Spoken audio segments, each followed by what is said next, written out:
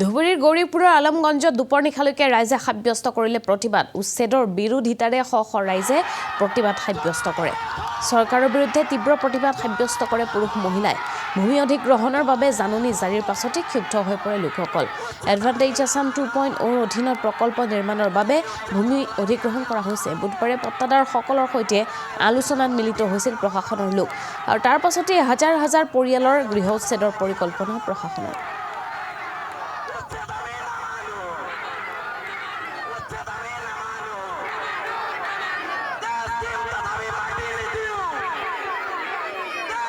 ইয়াত একগোট হৈছোঁ যে আমাৰ ডিচি মহোদয়ে যি কৈছে যে আমাৰ আলমগঞ্জ পাৰ্ট 1 আৰু আলমগঞ্জ পাৰ্ট 4 পাৰ্ট 5 আমাৰ আলমগঞ্জ পাৰ্ট 8 পাৰ্ট 9 আৰু বাঘমাৰা এইখিনি এৰিয়া যে আমাক মানে এটা জাননী দিছে যে আমি এইখিনি আমাৰ মাটি আমাৰ লাগে কিন্তু আমি ইয়াত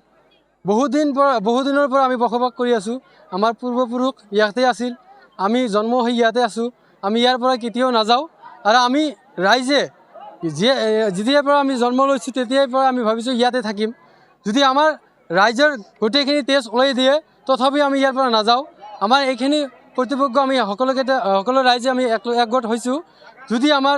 চৰকাৰে যদি আমাৰ কিবা ব্যৱস্থা নকৰে আমালোকৰ যদি ভূমিহীন কৰিব বিচাৰে তেনেহ'লে আমি কেতিয়াও ইয়াৰ পৰা নাযাওঁ আমি ইয়াত সকলোৱে আমি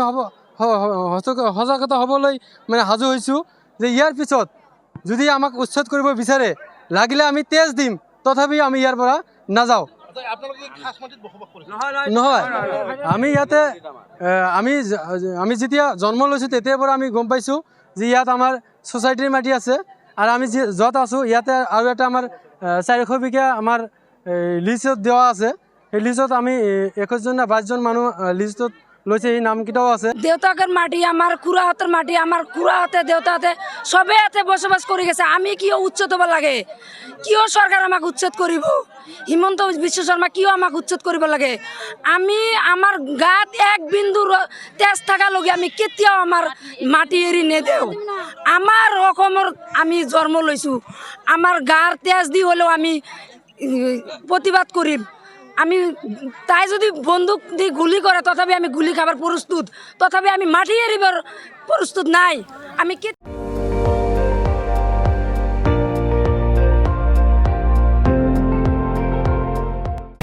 আপুনি চাই আছে ND24 সৰ্বশ্ৰেষ্ঠ নহয় সৰ্বোত্তমৰ দৌৰ